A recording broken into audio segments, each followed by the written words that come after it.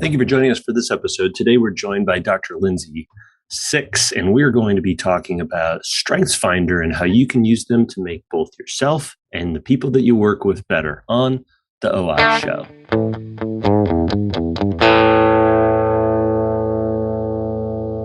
Thanks again for joining us. We're so excited to have Dr. Lindsay Six on with us. And Lindsay, it's an honor to have you. How are you today? I'm doing great, Dave. How are you? I'm really good. So Lindsay is a friend of mine. We've got to know each other over probably the last 6-7 years or so. Dave, And, it's been more like 10. Oh my! Wow, that's incredible. I just don't think of you as that old. So I think that's what it is. Yeah. So Lindsay and I, we particularly get to see each other at the academy and those types of meetings, AOA. But also I get to go visit ICO from time to time and visit her there. So Lindsay, why don't you tell us a little bit about what you do clinically as an optometrist, a little bit of your background and how you spend your time? Yeah. So thanks for having me. I love talking about strengths, as I'm sure you'll come to find out, but I'm an optometrist first, and I'm a associate professor at Illinois College of Optometry. And I get to work with optometry students in the Illinois Eye Institute in our Cornea Center for Clinical Excellence. So I see specialty lens patients, advanced dry eye patients. I also dabble in primary care every now and then. And at the college, I also get to teach the specialty contact lens lab. So this is where we teach our students orthokeratology, hybrid lenses, scleral lenses, and all that sort of thing. And I also work with the lasers, advanced procedures, injections, and minor surgical curriculum. So it's a lot of specialized things that I get to keep my hands in, and it's always exciting, and the students are always excited about it. So yeah. And you do such a great job. I have to admit, I think that the students sure appreciate you. I think you've been recognized for how great of a professor you are and the care that you take. So somewhat, not really recently, but in your not too distant past, you stumbled upon this Strengths Finder thing. So why don't you tell us a little bit about strengths and what Gallup did with this and kind of the background of it, and then how you stumbled into it?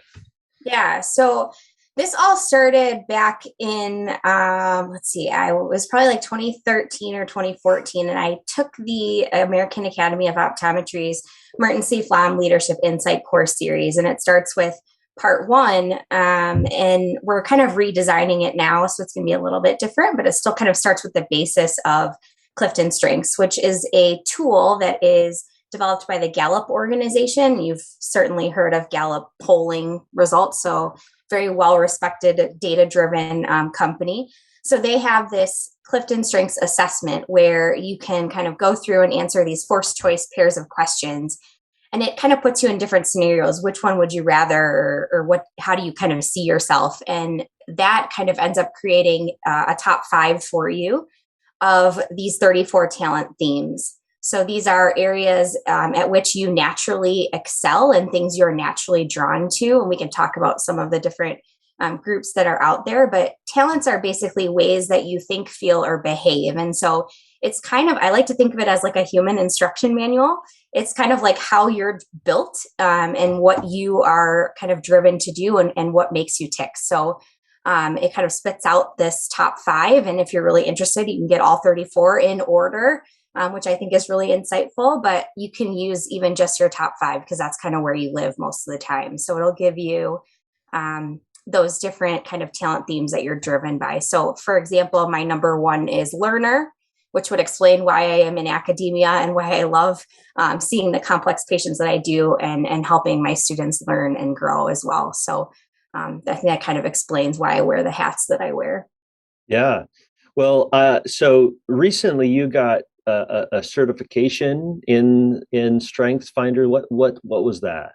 Yeah, so well, as part of the Academy's Flom Leadership Insight course series, I help develop the first kind of redesigned module of that course series. And so that really focuses on the Clifton Strengths Assessment. So along with that, I was able to go through Gallup's Clifton Strengths Coaching certification.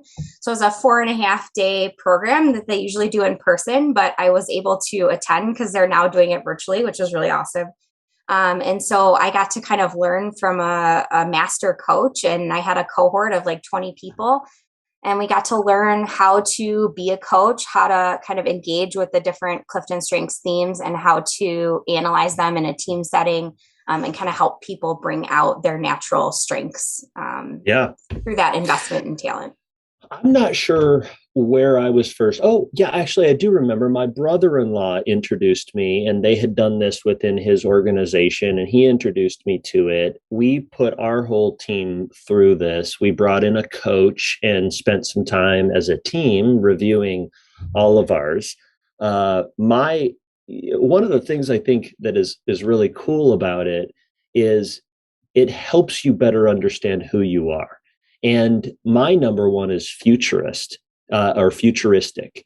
And it so clearly just made me realize that on the days where I'm daydreaming about what could be, that's because that's something I really love and I'm pretty good at. Right. Not to be conceited about it, but that's just an area that I tend to be pretty good at. Like, learners tend to love learning and they're pretty good about learning. And then the second one is competition, and not in a competition like I'm going to beat you down, but I usually it's that I'm trying to beat on myself and try to do better every single time. I'm an activator, which tends to be a sometimes a little bit of a problem because I'm ready to go. Let's just move. Let's do that, and not planning it out.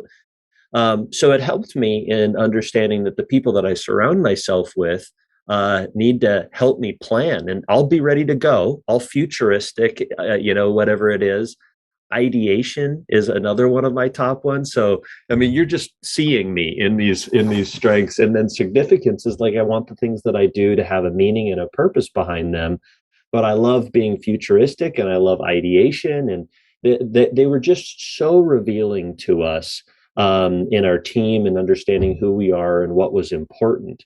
The question I kind of have for you is, how could we as young practitioners, as many of the people who are listening, or as future business owners or current business owners, utilize this to better ourselves and better our teams? Now that you're on the coaching side, how do you see that working out in an optometry space?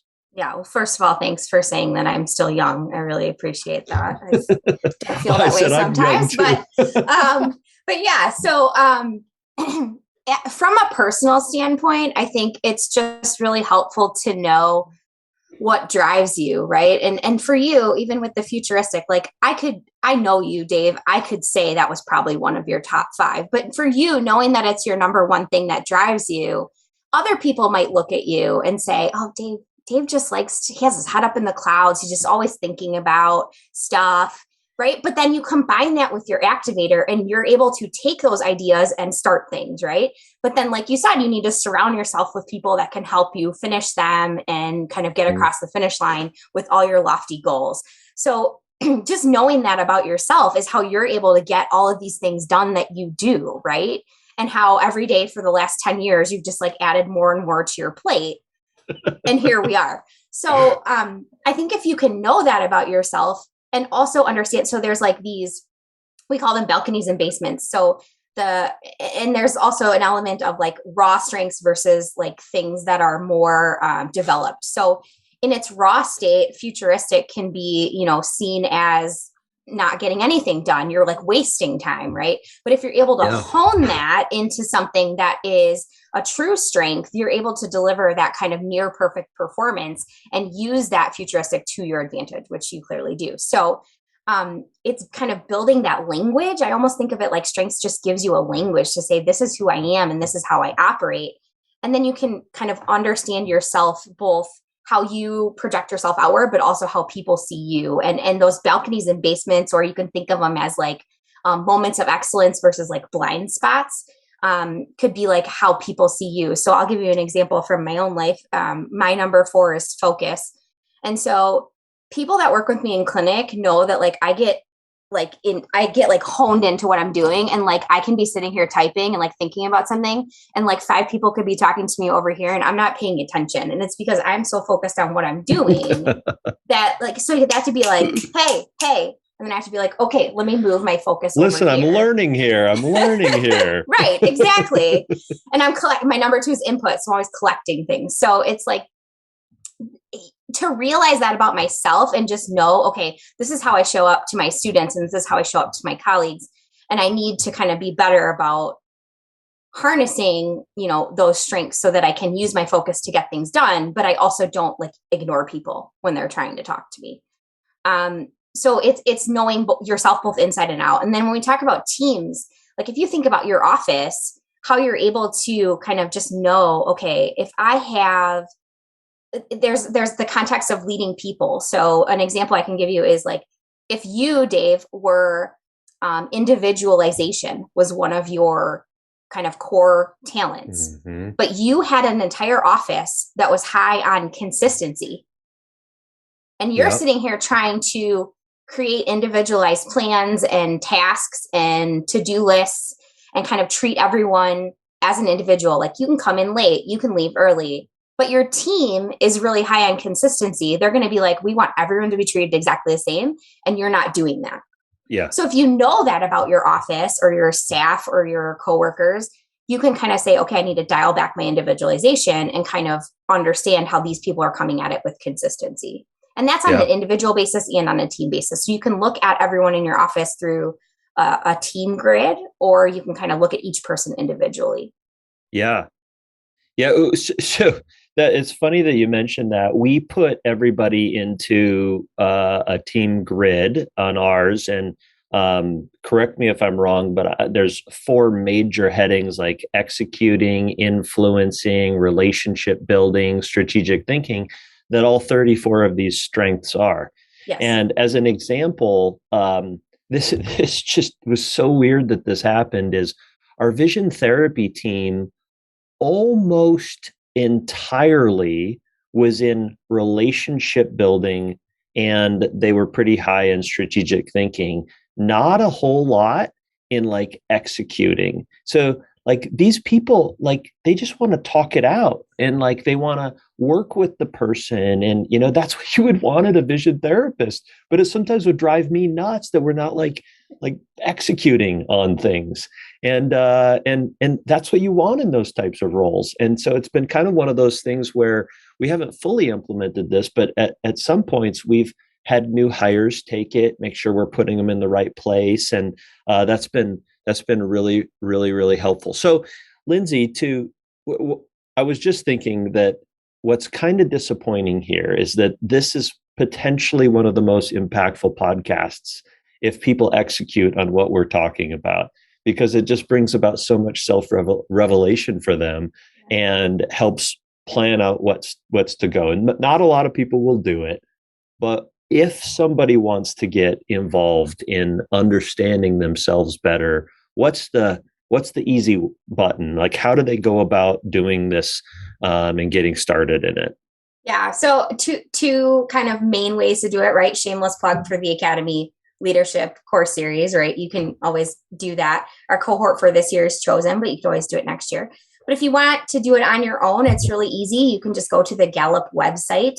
I think it's just gallup.com. And then from there, you can kind of look up the Clifton Strengths Assessment. You can buy your own kind of key code and take the assessment yourself. You could also just buy the book. It's called StrengthsFinder 2.0. You can get that on Amazon. And if you buy it, Prime, you'll have it tomorrow. And the code will be in the book, and you can go on the website, create an account, and do it that way. So either way, I would highly recommend to anyone who does the assessment, if this is something that you feel like resonates with you, also get a coach. I mean, shameless plug, I'm a coach, so I guess that makes sense. But I think a coach is really insightful and can help you kind of put language to what you're understanding about yourself and help you get over some of the hurdles that you might have in your work or life. And it's been really impactful for me to have a coach as well.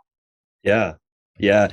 So I just looked over there, and you had mentioned that if you want all 34 in order, But you can also just get the top five. I'm not entirely sure how much just the top five is, but Yeah, I think it's it's only, 19.99 for just the yeah, five. and $50 for if you want all 34, which we've done with some of our leadership team. With the rest of our team, we've just paid the $20 for the top five, which has been really helpful. So I'd encourage everybody to do that, not just shamefully plugging Lindsay in her coaching side of things, but certainly being able to take this on. And I think it's something where if you just read the report afterwards, Absolutely.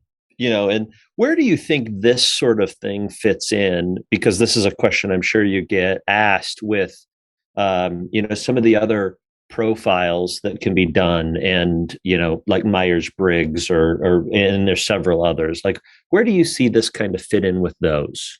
Yeah, so that's a great question. And we get that question a lot. And I think the way I like to describe it is like things like the DISC assessment or Mm-hmm. Myers-Briggs, that puts you into one of four or, a few more buckets. So that's kind of like getting your neighborhood on a map. Like, I know, Dave, you're in Seattle, but like if I have you do Clifton Strengths and I get your top five, I know what street you live on and I maybe know where your house is. But if you get your top 34, then I know like what room in your house you're in. Right. Like Mm-hmm. it's that specific. And I think Yeah, it pegs people down to that kind of getting a little creepy, Lindsay. it is. I mean, I think it's so insightful. I think people are generally surprised by reading the reports that come along with it, because there are definitely some things that you're like, ooh, that's me. There are other things where you're like, I don't know that that's me. And then there are things where I think once you really dig deep into being honest with yourself, you're like, that is me. I just don't want to admit it. Like, that's really me. And I Mm-hmm. think those revelations are what's the most insightful. Yeah. Awesome. We'll put some links to the Gallup Clifton Strengths Finder in the resources. Lindsay, anything that people can do to learn more about you or find out where you are so that they can be in the room with you? Yeah, I mean, you can find me on LinkedIn, Lindsay A6OD. That's probably the easiest way to find me, and you can read about my strengths and my coaching on there.